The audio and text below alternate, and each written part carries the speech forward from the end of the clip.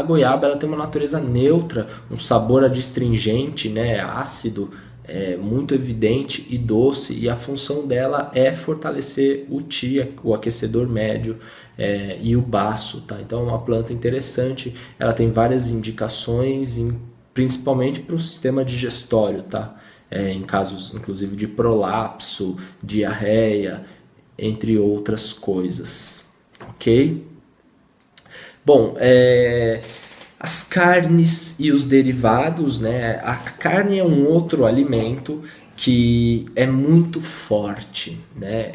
Eles têm um potencial muito alto. Isso significa que pequenas doses são boas para o corpo, mas muitas doses geram excesso no corpo, tá? E é o que acontece com a gente, né? Isso provavelmente aí depois talvez da Segunda Guerra, talvez da Primeira Guerra, a gente começou a consumir muita carne, né?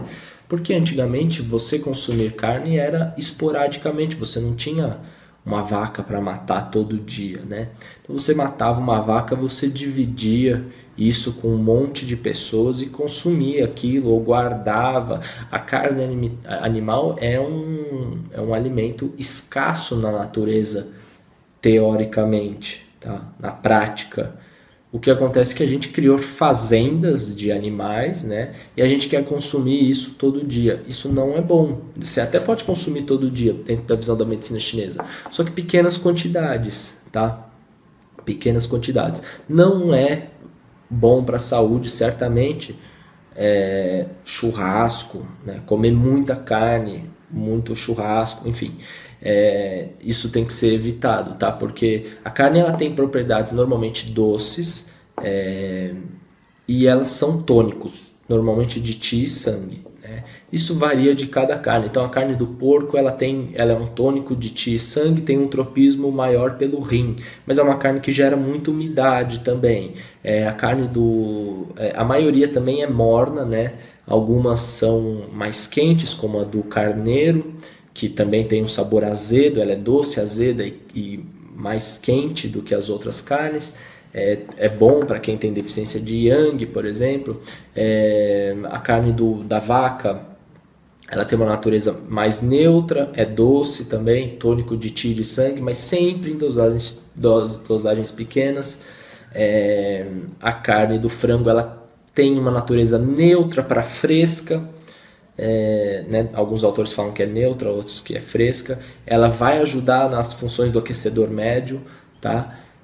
As carnes dos peixes, a maioria é fresca ou fria, tá? Tem alguns peixes mornos, tá?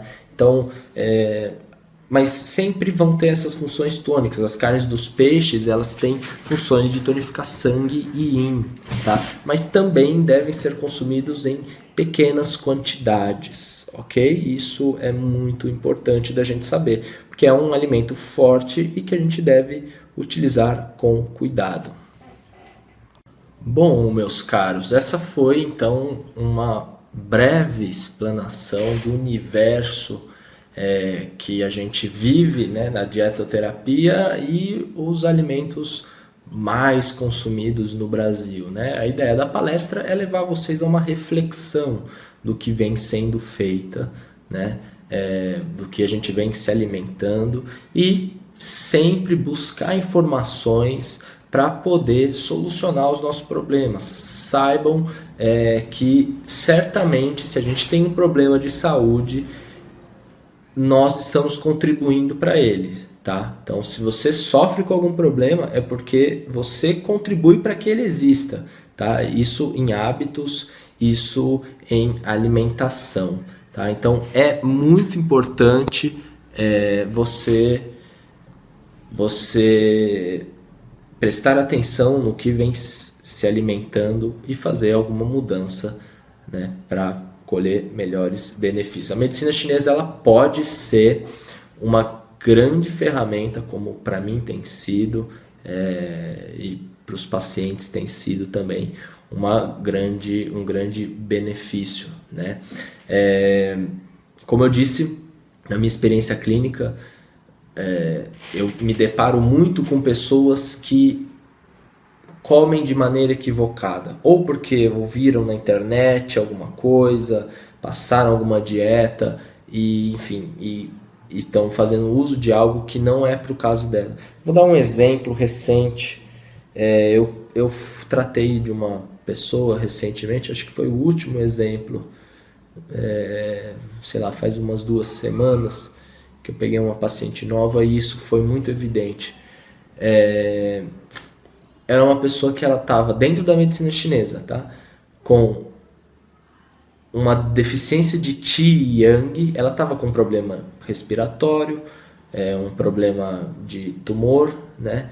E uma tosse, secreção clara, abundante, muito frio, né? Em parte pelo quadro, em parte pela quimioterapia.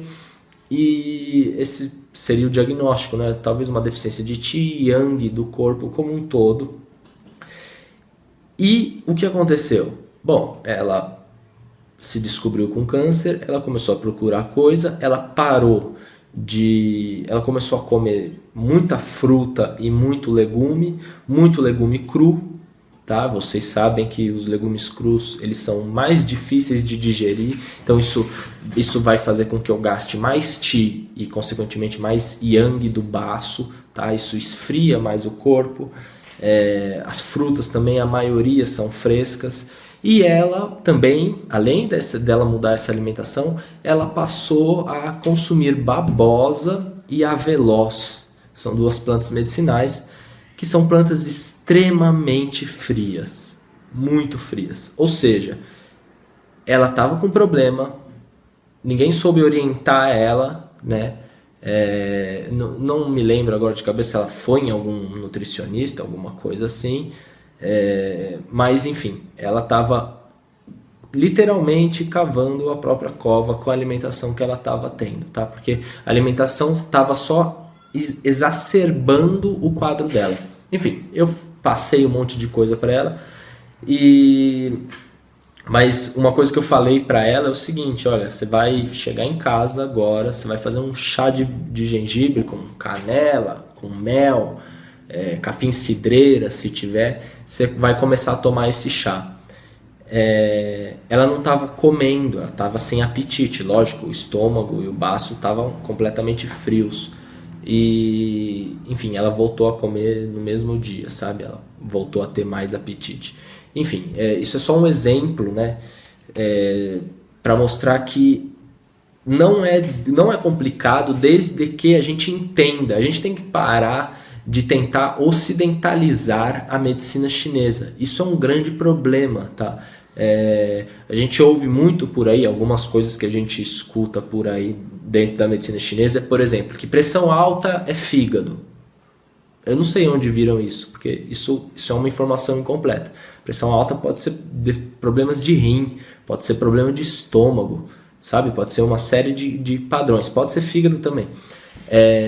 A gente escuta que tumor, um dos mais absurdos na minha opinião é essa, que tumor é calor-umidade.